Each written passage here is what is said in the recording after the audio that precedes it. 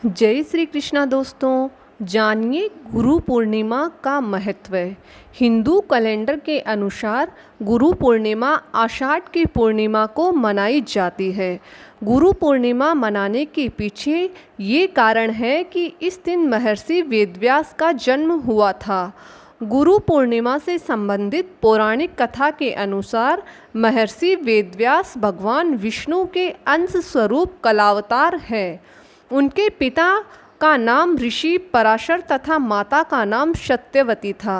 उन्हें बाल्यकाल से ही अध्यात्म में अधिक रुचि थी, अतः उन्होंने अपने माता पिता से प्रभु दर्शन की इच्छा प्रकट की और वन में जाकर तपस्या करने की आज्ञा मांगी। लेकिन माता सत्यवती ने वेदव्यास की इच्छा को ठुकरा दिया। तब वेदव्यास के हठ पर माता ने वन जाने की आज्ञा दे दी और कहा कि जब घर का स्मरण आए तो लौट आना। इसके बाद वेदव्यास तपस्या करते हुए वन चले गए और वन में जाकर उन्होंने कठिन तपस्या की। इस तपस्या के पुण्य प्रताप से वेदव्यास को संस्कृत भाषा में प्रवीणता हासिल हुई। तत्पश्चात उन्होंने चारों वेदों का विस्तार किया और महाभारत 18 पुराणों सहित ब्रह्मसूत्र की रचना की।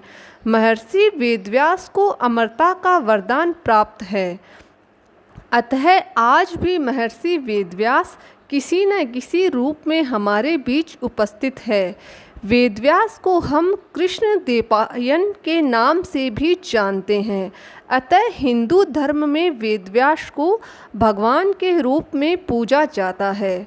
इस दिन वेदव्यास का जन्म होने के कारण इसे व्यास पूर्णिमा के नाम से भी जाना जाता है। गुरु पूर्णिमा में करें सत्यनारायण भगवान की कथा।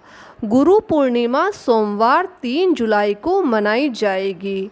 इस दिन भगवान विष्णु की पूजा करने और सत्यनारायण भगवान की कथा करने का विशेष महत्व होता है। गुरु पूर्णिमा महाभारत के रचयिता गुरु वेद व्यास जी के जन्मोत्सव के रूप में मनाई जाती है। गुरु पूर्णिमा आषाढ़ मास की पूर्णिमा को मनाई जाती है और इस बार यह तिथि 3 जुलाई को है। इसे आषाढ़ पूर्णिमा और व्यास पूर्णिमा भी कहते हैं।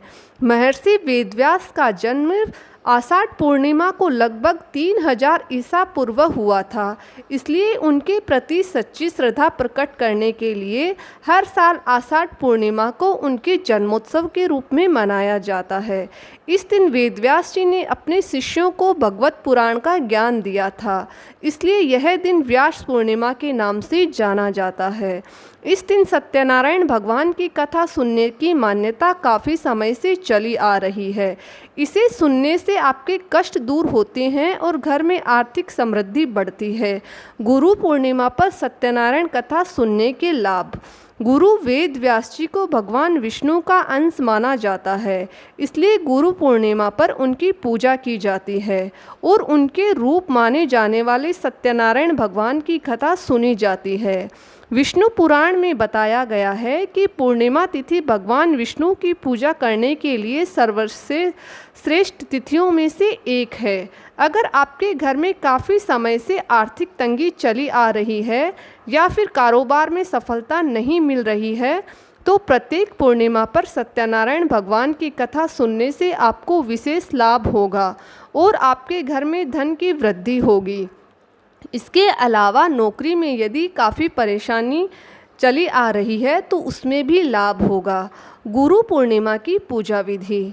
गुरु पूर्णिमा पर यदि आप किसी कारणवश सत्यनारायण भगवान की कथा नहीं कर पा रहे हैं तो सामान्य विधि विधान से भगवान विष्णु की पूजा करने से भी शुभ फल की प्राप्ति होती है। भगवान विष्णु की पूजा में तुलसी, धूप, दीप, गंध, पुष्प और पीले फल चढ़ाएं और श्री हरि का स्मरण करें और मनोकामना याद करें। भक्ति भाव के साथ पूजा करनी चाहिए। पूजा के उपरांत भगवान को विभिन्न प्रकार के पकवानों का भोग लगाएं और प्रसाद वितरण करें।